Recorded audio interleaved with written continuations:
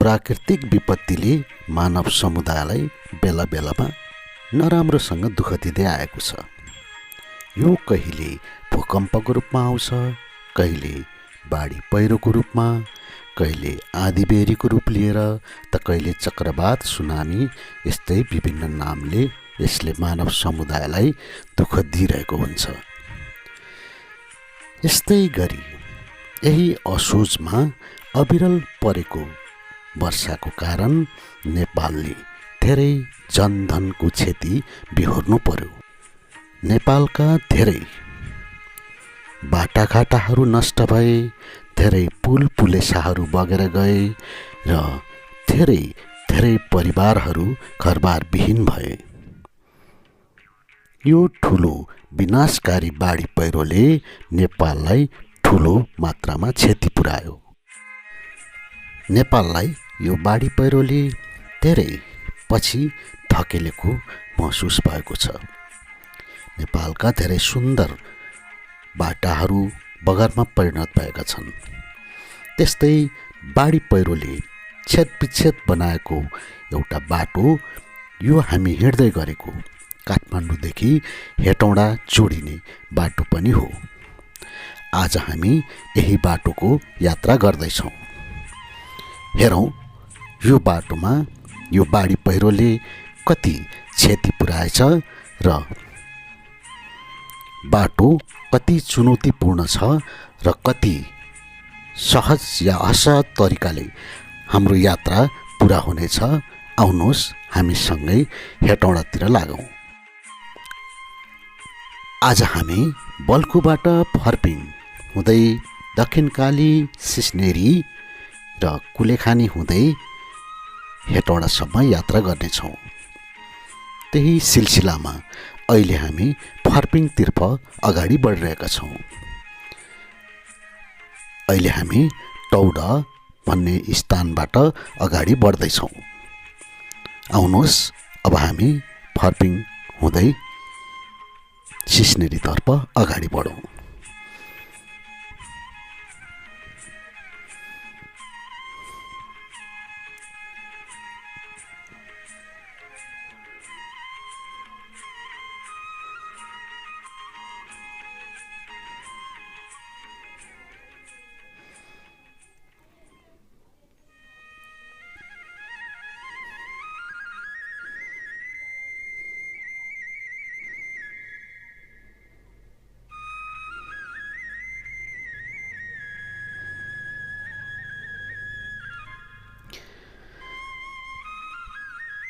अहिले हामी फर्पिङबाट दक्षिणकाली तर्फ लाग्दैछौँ।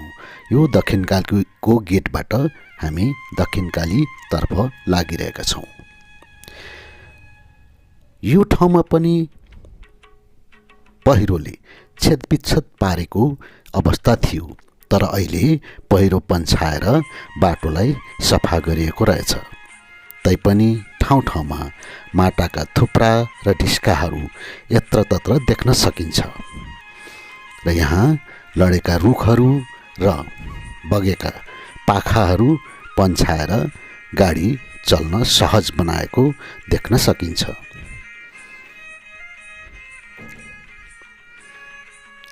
र रुखहरू काटेर दायाँ बायाँ थुपारिएको पनि अवस्थामा छन् र अब हामी दक्षिणकालीको नजिक नजिक पुगिसकेका छौँ।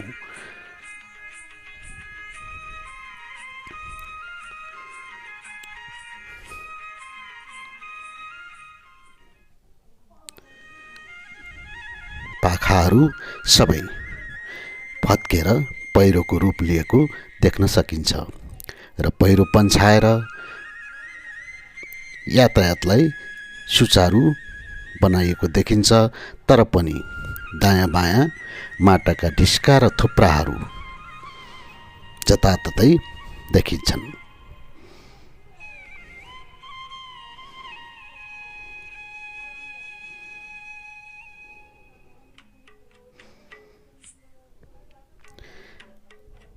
अहिले हामी दक्षिणकाली परिसरमा आइपुगेका छौँ। यहाँ पनि त्यस्तै बाढी पहिरोले थुपारेका विभिन्न थुप्राहरू भर्खरै पन्छाइएर बाटो सुचारी गरेको देख्न सकिन्छ।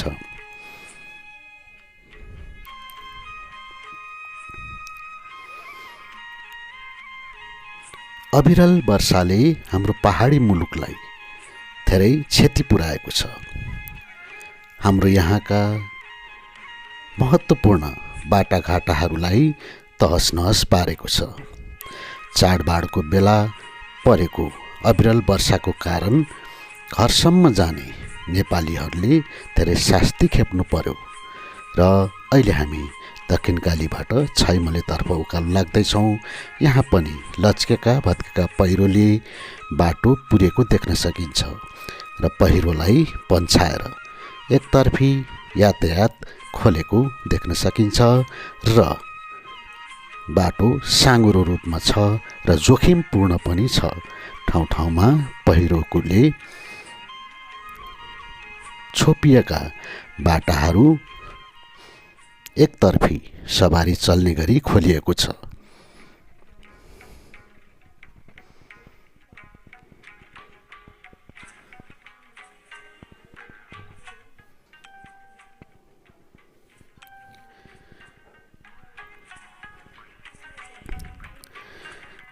अहिले हामी छैमलेबाट सिस्नेरीतर्फ लागिरहेका छौँ।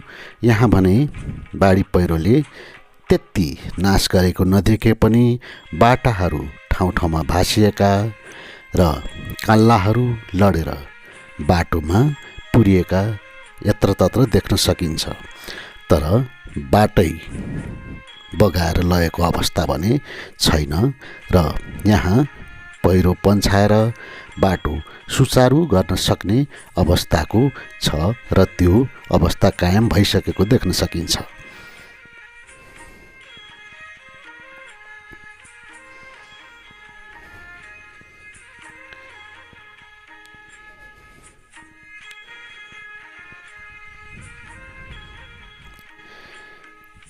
यो बाटो सम्पूर्ण पिच अवस्थामा भएर यही छैमले एरियामा मात्रै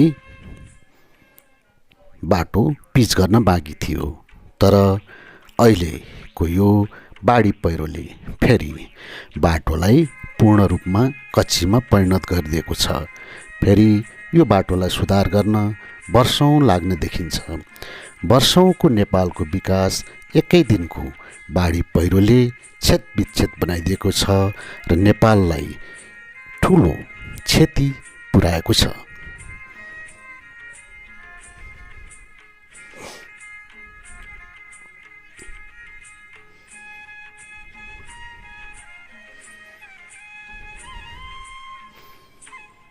सरर र पिचमा हिँड्ने अवस्था भइसकेको बाटो फेरि उही हिलाम्मे र धुलाम्मे अवस्थामा परिणत भएको छ र धुलो खाँदै र शास्ति खेप्दै यात्रा गर्नुपर्ने हाम्रो नियतिलाई फेरि यो प्राकृतिक प्रकोपले दोहोऱ्याइदिएको छ।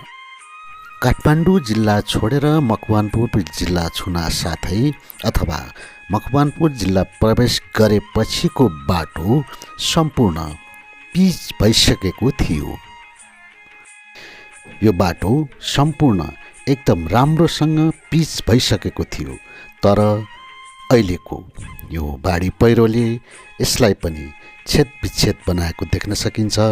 जताततै बाटोहरू पुरिएको अवस्थामा र भित्ताहरू पहिरोको अवस्थामा देख्न सकिन्छ र यहाँ बगेका रुखपातहरू पन्छाइएर दायाँ बायाँ थुपारिएको देख्न सकिन्छ। बाटोमा बाटोभन्दा बढी पहिराका थुप्राहरू देख्न सकिन्छ र यही पहिराका थुप्राहरूलाई पन्छाएर बाटोलाई केही मात्रामा सहज बनाइएको छ र सुचारू गरिएको देख्न सकिन्छ। यत्रो प्राकृतिक विपदाको बावजुद पनि अहिलेसम्मको हाम्रो यात्रा सहजै मान्न सकिन्छ। हामी अहिले सिस्नेरीतर्फ झर्ने ओह्रालोबाट सिस्नेरीतर्फ अगाडि बढिरहेका छौँ। यो पूर्ण रूपमा पिच भइसकेको बाटो, यसलाई पहिरोले ठाउँ-ठाउँमा पुरेको छ र पन्छाउने कार्य पनि भएको छ र बाटोलाई एकतर्फी र कहीँ दुईतर्फी नै खुलाइएको देख्न सकिन्छ र यहाँसम्मको बाटो सहजै मान्नु पर्दछ।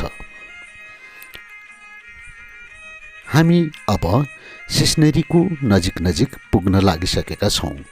हेरौँ यस बाढी पहिरोले त्यो सुन्दर सिस्नेरी बजारलाई कस्तो बनाएछ त।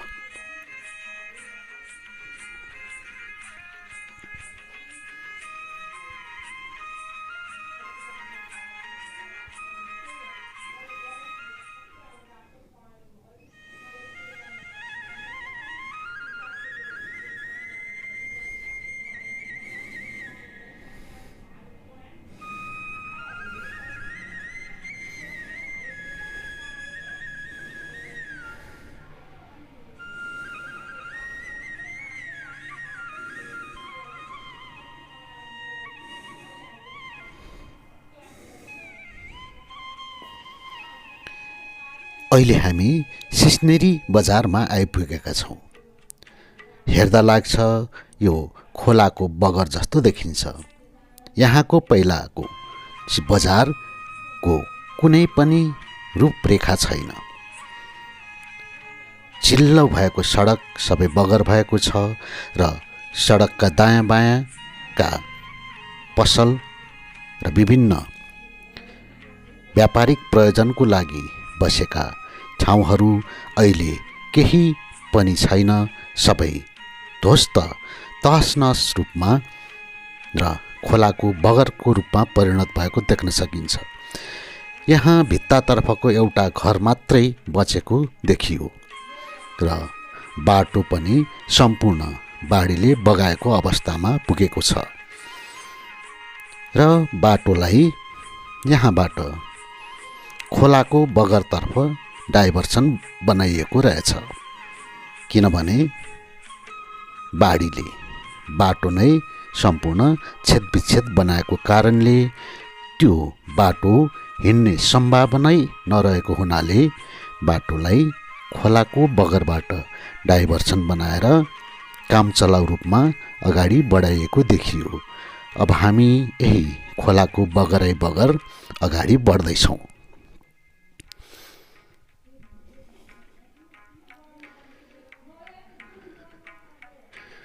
यहाँ देखिएको यो हिमपाइपको पुल पनि आधी मात्र रहेको देखियो। आधी बाढीले बगाएको रूपमा देख्न सकिन्छ र खोलाको बगरलाई ठुला ठुला ढुङ्गा पन्छाइएर बाटोको रूप दिएको छ र यही खोलाको बगरै बगर यात्रा गर्नुपर्ने अहिलेको अवस्था रहेको छ।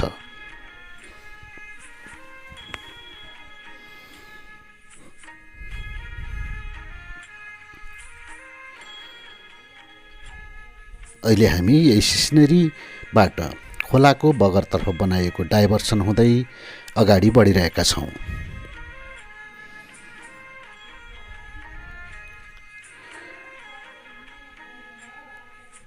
यो डाइभर्सन आएर यहाँ आएर पुरानो पक्की बाटोमा जोडिँदो रहेछ।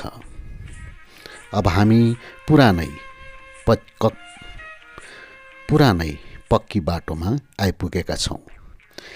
सिस्नेरीको प्रहरी चौकी अहिले यहाँ त्रिपाल टाँगेर एउटा चेयर राखेर बसेको देखिन्छ। यसले प्रहरीको कार्य गरिरहेको देखियो। अब यहाँबाट पनि मुख्य सडक छोडेर खोलातर्फ डाइभर्सनतर्फ लाग्नुपर्ने देखियो। यहाँ एकदम ठाडो ओह्रालो झरेर खोलातर्फ जानुपर्ने रहेछ। बाटो साह्रै सकसपूर्ण छ र यही बाटो हुँदै अब हामी फेरि खोलाको बगरतर्फ अगाडि बढिरहेका छौँ।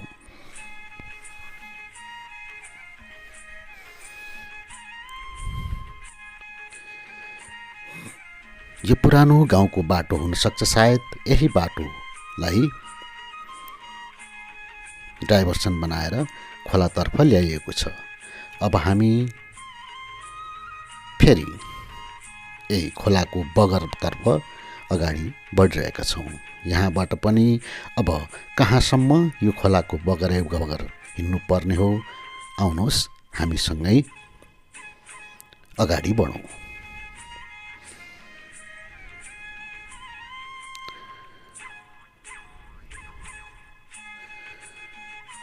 यो खोलाको बगरको यात्राले एउटा हामीलाई पाठ सिकाएको छ। यहाँ साह्रै सावधानी भएर हिँड्नु पर्ने रहेछ।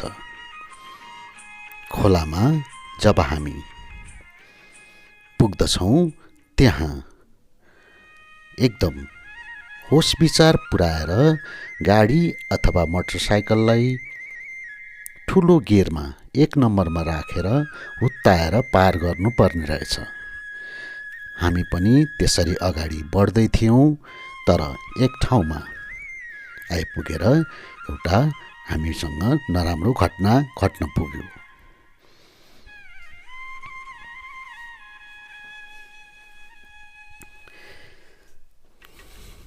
यो चाहिँ हाम्रो आफ्नैको लापरवाहीले गर्दा भएको भन्ने मेरो ठम्माइ छ।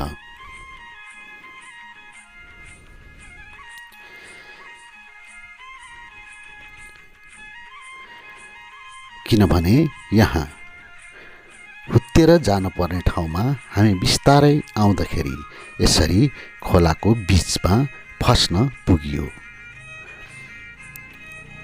अब हाम्रो गाडी यहाँ फस्यो र यहीका दाजुभाइहरूको एउटा ठुलो सहयोगको कारण हामी यहाँबाट निस्कन सफल भयौँ। यही टेकरका 5-7 जना यी एकदम मनकारी र सहयोगी हातहरूले हामीलाई यो खोलाबाट बाहिर निक्लिन सहयोग गर्नुभयो। उहाँहरूलाई मेरो प्रीति आत्मादेखि नै मुरी धन्यवाद। र उहाँहरूलाई धन्यवाद दिँदै अब हामी यहाँबाट अगाडि बढ्दैछौँ। यो खोलाको बगरमा हेलचक्राइ नगरी एकदम 1 नम्बर गियरमा राखेर हुत्तिनुपर्छ भन्ने पाठ हामीले सिक्यौँ। र हामी यहाँबाट अगाडि बढ्दै गर्दा खोलाले बगाएको एउटा स्काइवेटर पनि यहाँ छेदविच्छेद अवस्थामा देखियो।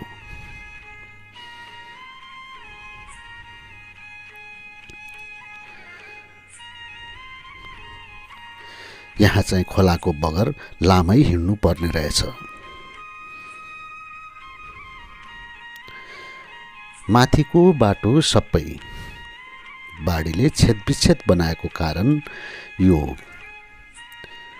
काम चलाउ अर्थात् अस्थायी बाटो बनाएर यातायात सुचारू गरिएको देखियो। यो अस्थायी बाटोले हिउँदलाई त जेनतेन काम देला, तर बर्खालाई यो बाटोको कुनै औचित्य हुँदैन। अब हामी यही बाटो हुँदै अगाडि बढिरहेका छौँ।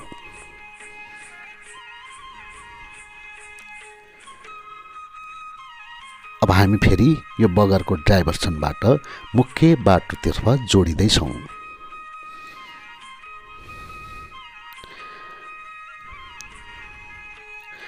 यति लामो खोलाको बगर हिँडेपछि फेरि हामी पक्की बाटोमा आएर जोडिएका छौँ। अब कतिन्जेल हामी अथवा कति बेर यो पक्की बाटो हिँड्ने हो हेर्दै जाउँ, अगाडि बढ्दै जाउँ। अब हामी यो बाटो हुँदै हेबीतर्फ उकालो लाग्दैछौँ। यहाँ पनि बाटैमा खोला बगेको रहेछ। अब हामी हेबीतर्फ अगाडि बढ्दैछौँ।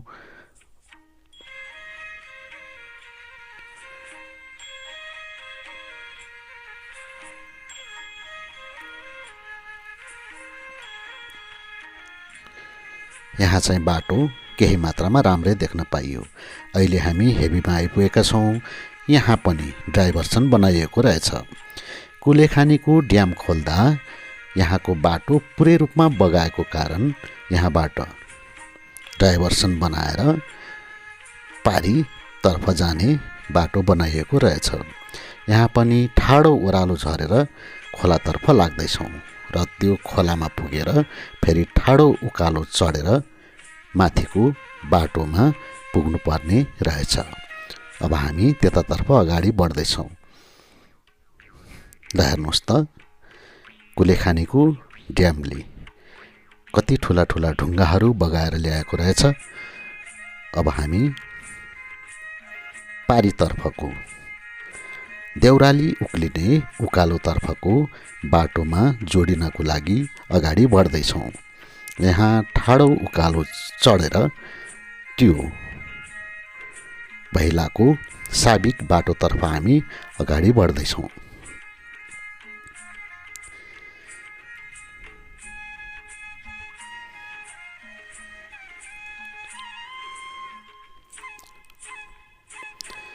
सवारी साधनलाई कष्ट पर्ने खालको उकालो देखियो र यति उकालो चढेर हामी पुरानो साबिकको बाटोमा आइपुगेका छौँ। अब हामी यहाँबाट देउरालीतर्फ उकालो लाग्दैछौँ।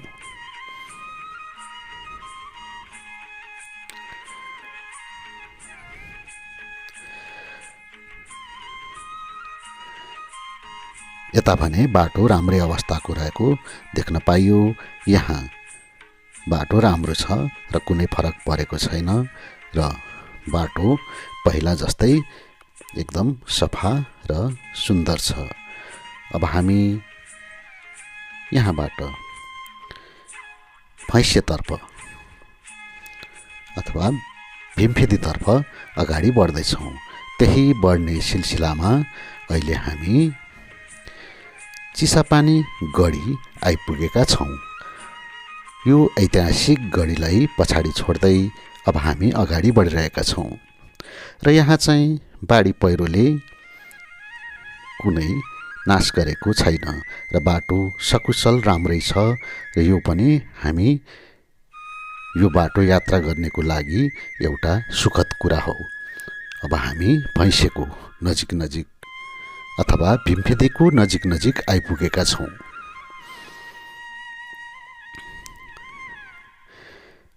भीमफेदी पुगेपछि उकालो ओह्रालो अलि कम हुन्छ। अब हामी यो ओह्रालो झर्ना साथै भीमफेदी पुग्नेछौँ।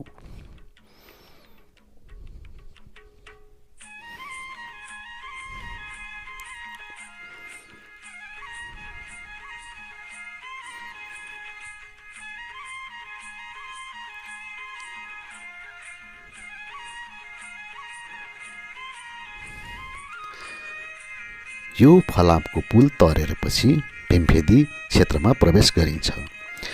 यहाँ सबै नयाँ पुलहरू बने तापनि यो एउटा भीमफेदी प्रवेश गर्ने पुल बन्न बाँकी रहेछ र यो चाहिँ पुरानै फलामे पुलकै अवस्थामा छ।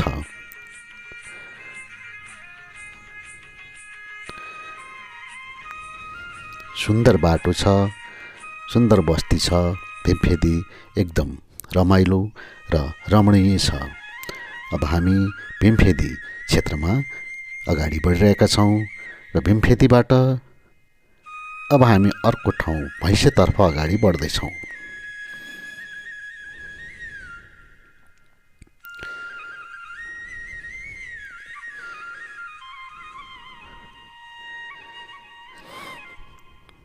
जति अगाडिको बाटोमा बाढी पहिरोको क्षति देखियो, यता त्यसको प्रभाव धेरै कम देखिएको छ। अर्थात् यहाँ बाढी पहिरोको त्यति साह्रो प्रभाव देखिएन। जति पनि प्रभाव बाढी पहिरोको पहाडी क्षेत्रमै परेको देखियो। पहाडी क्षेत्रमा त बाढी पहिरोले विध्वंसै मचाएको देखियो। अहिले हामी भैँसे आइपुगेका छौँ। यो भैँसेमा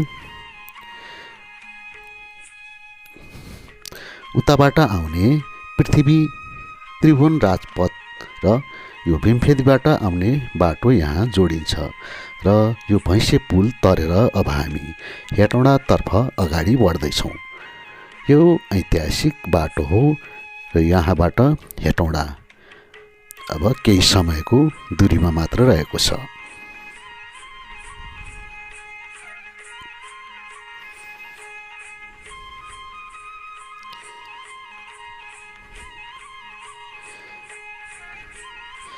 बाढी पहिरोले धेरै मात्रामा सिस्नेरीदेखि